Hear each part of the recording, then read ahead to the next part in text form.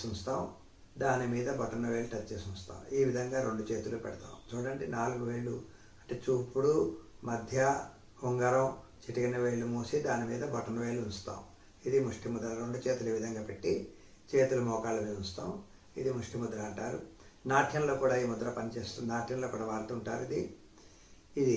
ఈ ముష్టి ముద్ర వలన భుజాలు, నడుము, వీపు నొప్పులకి చాలా బాగా పనిచేస్తుంది. ముష్టి ముద్రలో 15 నిమిషాల పాటు కూర్చోవాలి. కూర్చునే స్థితిలో పాదాలు నేలకు టచ్ చేసి ఉంచాలి. నడుము తల తిన్నగా. కింద కూర్చోగలిగితే పద్మాసనం మంచిదే. రాని వాళ్ళు సుఖాసనం. కింద కూర్చోలేని వాళ్ళు కుర్చీలో కూర్చోవచ్చును. కానీ ఎట్టి పరిస్థితుల్లో నడుము వంచకుండా తిన్నగా ఉంచాలి.